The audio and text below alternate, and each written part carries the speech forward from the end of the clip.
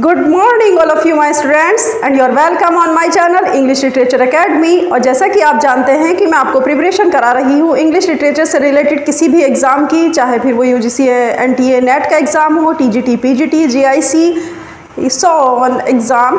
अगर इस तरह के किसी भी एग्ज़ाम की आप तैयारी कर रहे हैं तो आप मेरे चैनल इंग्लिश लिटरेचर अकेडमी से जुड़ सकते हैं। आपका बहुत बहुत वेलकम है इस चैनल पर। चलिए, हम जैसे कि इससे पहले मैं डिस्कस कर चुकी हूँ काफ़ी चीज़ें आपके साथ में, और काफ़ी वीडियो मैंने अपलोड की है, थोड़ा उसको देख लीजिएगा।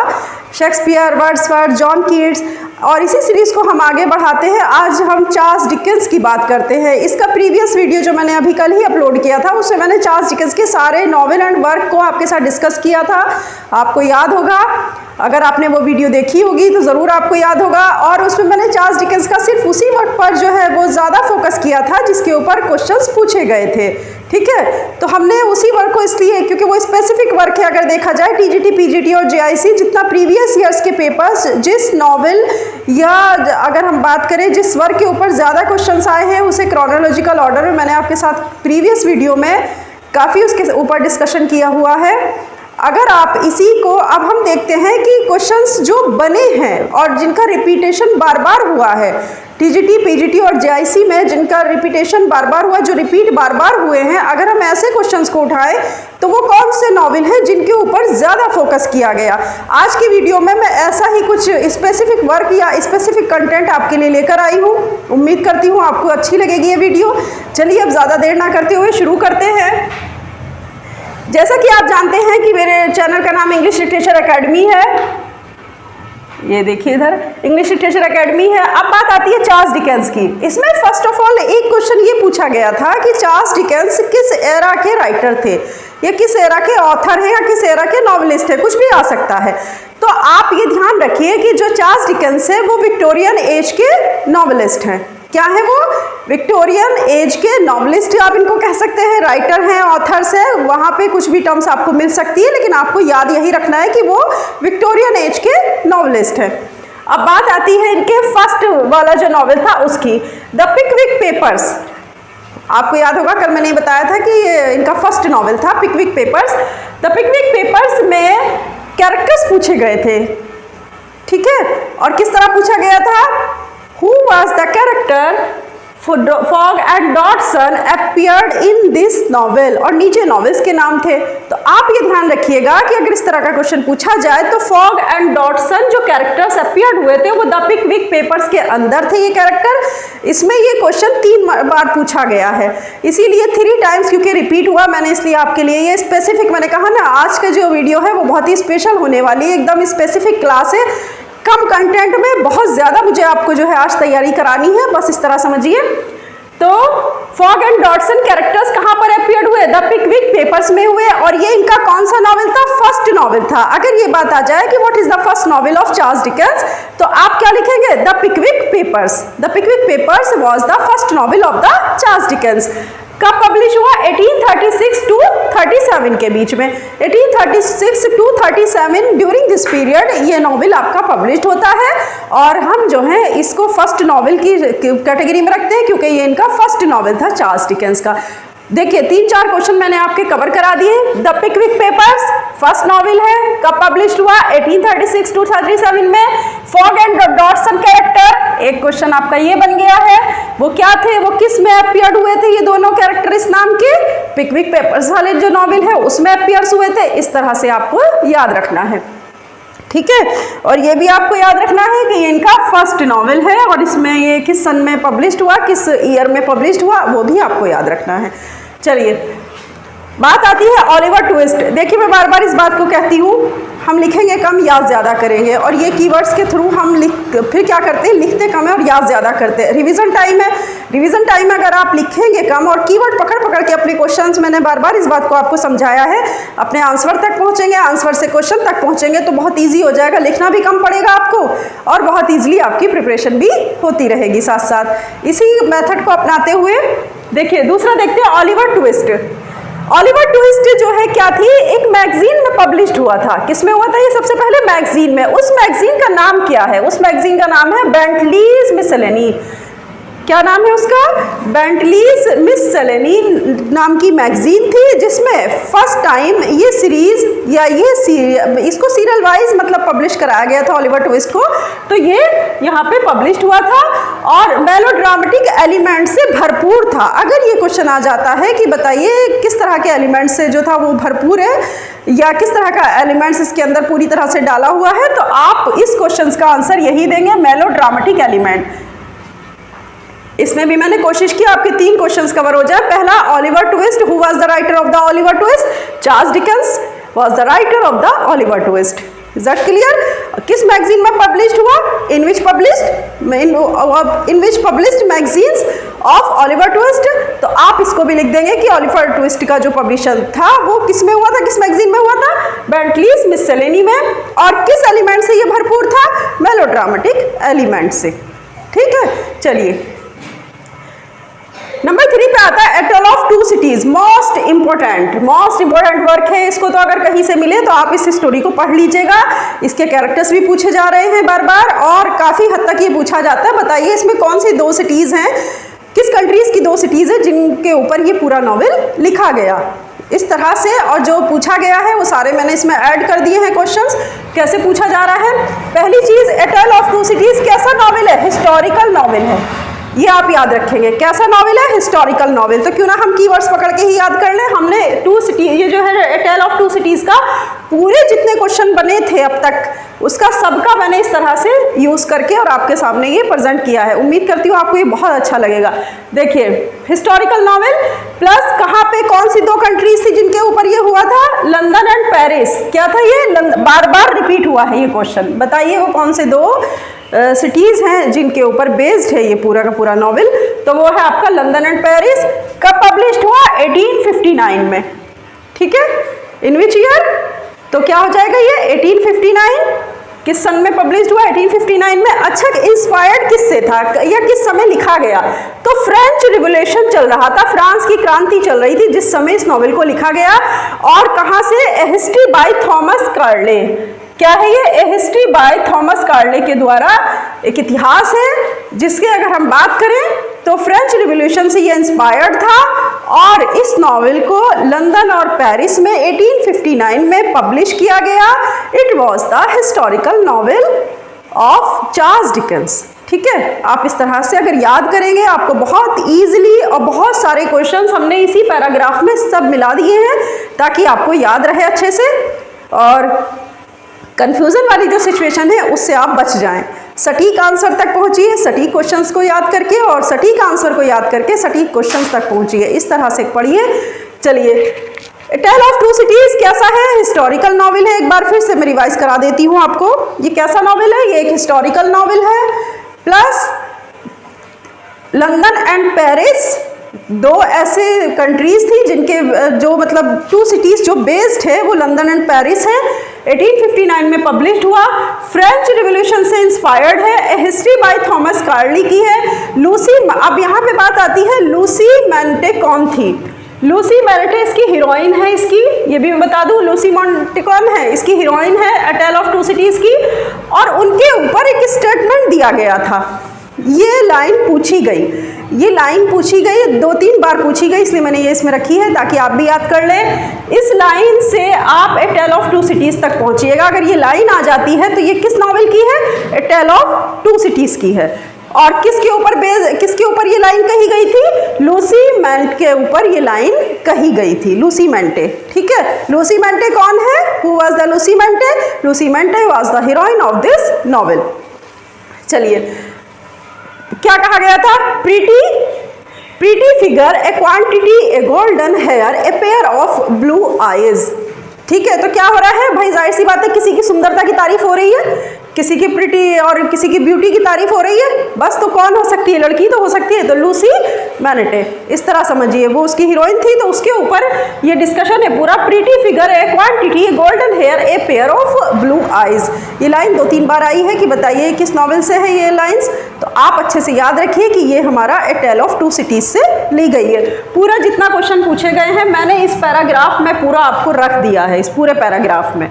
जितने क्वेश्चन अब तक पूछे गए, मैंने इसमें यही आपके लिए जो है एक नया मेथड अपनाया है। जितने क्वेश्चन अब तक पूछे गए वो मैंने फर्स्ट ऑफ ऑल इसमें रख दिए हैं, आपके द पिकविक पेपर्स में। ओलिवर ट्विस्ट से जितने क्वेश्चन पूछे गए यहाँ रखे हैं, और ए टेल ऑफ टू सिटीज से जितना रखा गया इस पैराग्राफ में सब है। अगर आप इतना भी याद कर लेंगे तो भी आपसे कोई क्वेश्चन चार्ल्स डिकेंस का नहीं छूटने वाला। चलिए नेक्स्ट बात करते हैं हम डेविड कॉपरफील्ड की। मैंने कहा ना ये मोस्ट इंपॉर्टेंट वर्क है, इनको जरूर पढ़ लीजिए, जहां से भी अगर इनकी स्टोरी मिले तो वो भी पढ़ लीजिएगा। डेविड कॉपरफील्ड में तो सबसे पहला काम आप ये करेंगे बल्कि कि इसके कैरेक्टर की एक लिस्ट बना लीजिए। ये मैं आपको तरीका बता रही हूँ।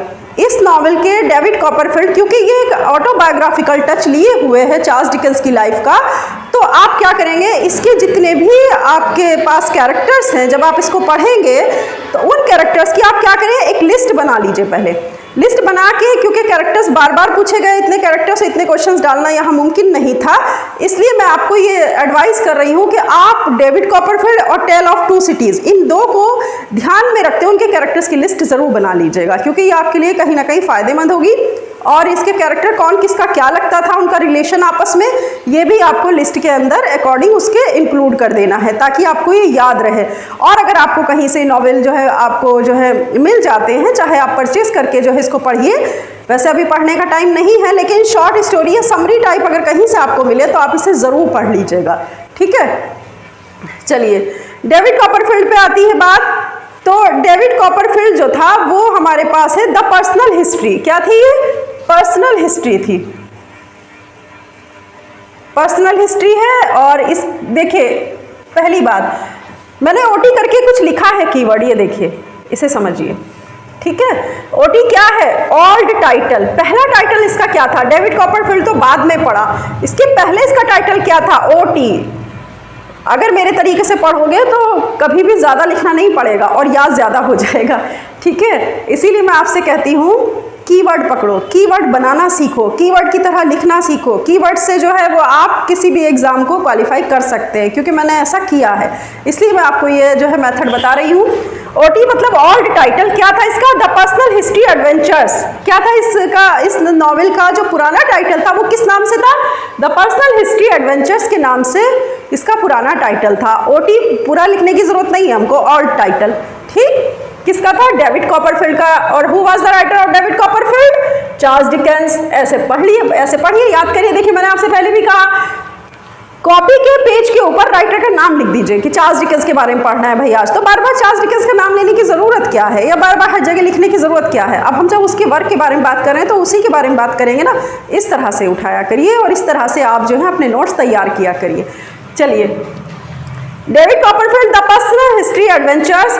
अब इसमें बात आती है कौन से कैरेक्टर्स थे? Urea heap, most बार्किस characters, most famous and popular characters. Question पूछा गया direct. Urea Heep and बार्किस characters in which novels appeared. वो कौन सा नॉवेल था जिसमें दोनों कैरेक्टर अपीयर्ड हुए? तो वो कौन सा है? डेविड कॉपरफील्ड है। Is that clear? चलिए फिर बात आती है, ये वर्ड किसने कहे? Your humble servant. इसीलिए मैं प्लस लगा देती हूँ बीच में, ध्यान रखिएगा। यानी सेकंड, अब यहाँ से क्वेश्चन स्टार्ट हो गया है। योर हम्बल सर्वेंट, ये स्टेटमेंट किसने दिया? ये स्टेटमेंट था, क्या था ये? स्टेटमेंट। अब ये स्टेटमेंट देने वाले कौन थे? यूरिया हीप, जिसने कहा था योर हम्बल सर्वेंट।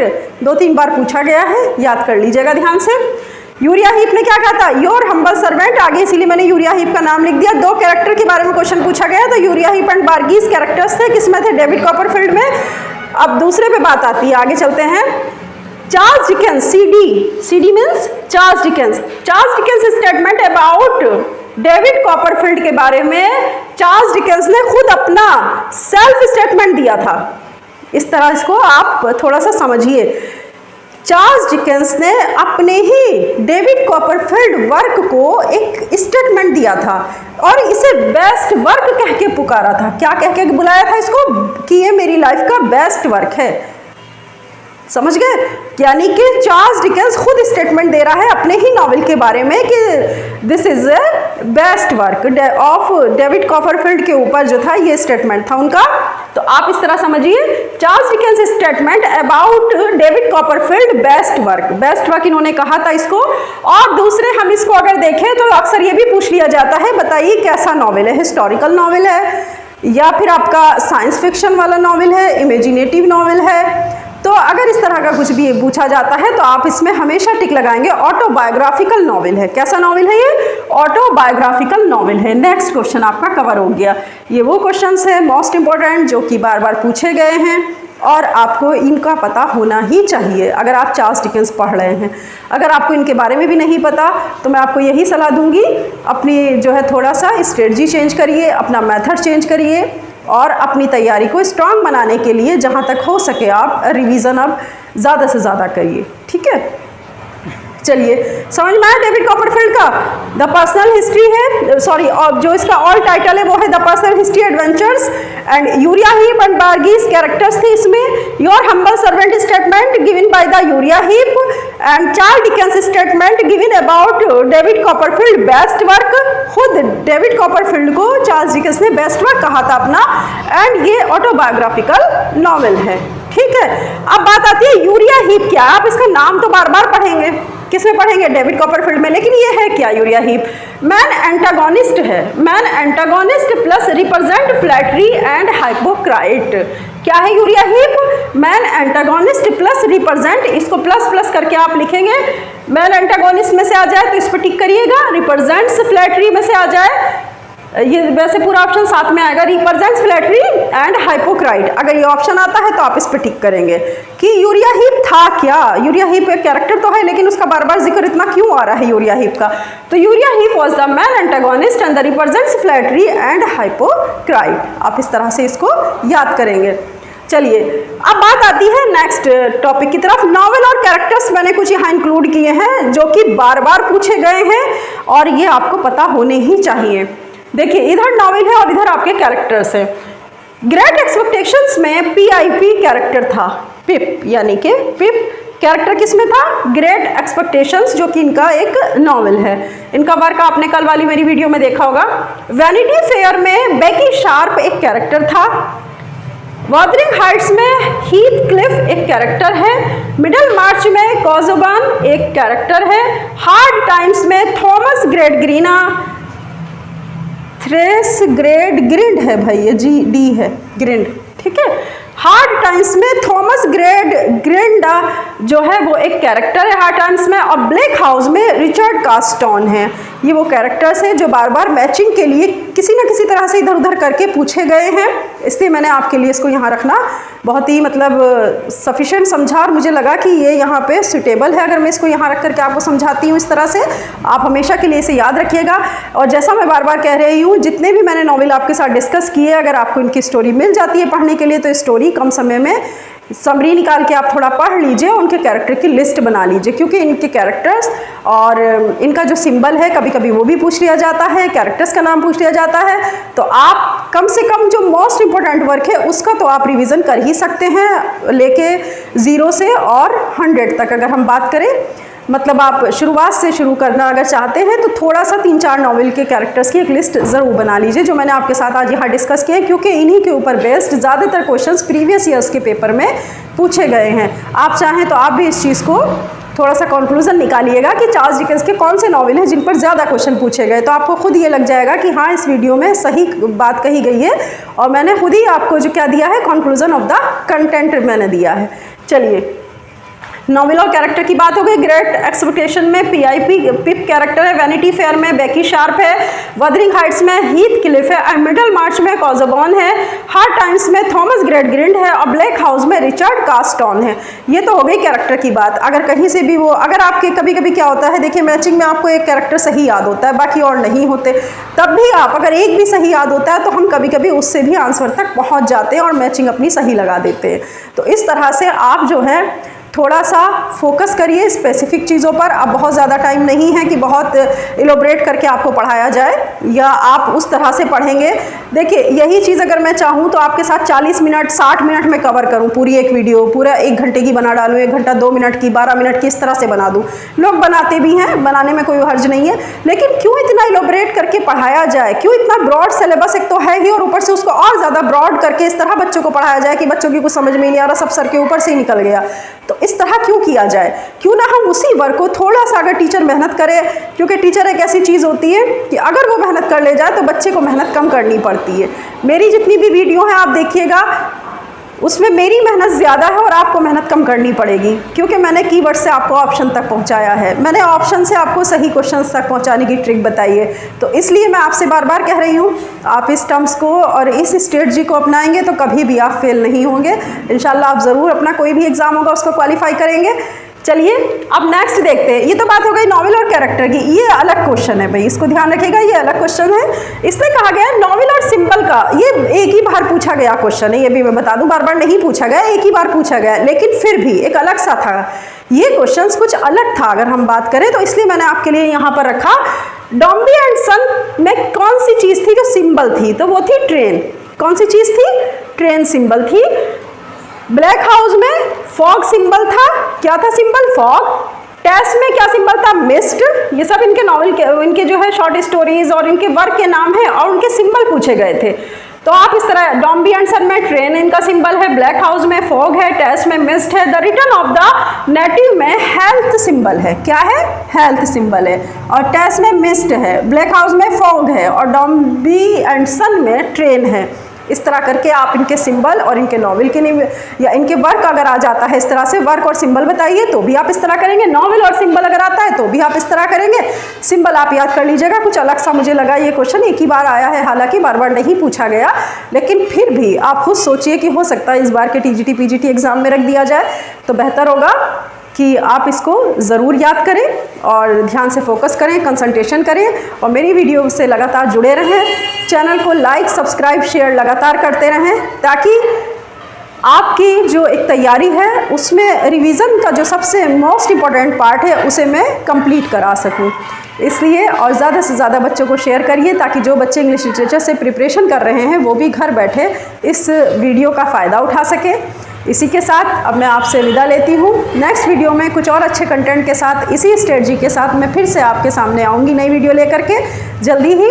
ओके, अल्लाह हाफिज़। इसका स्क्रीनशॉट ले लीजिएगा या आप मेरे साथ में ही जब मैं वीडियो डिस्कस करती हूँ तो राइट डाउन कर लिया करिए।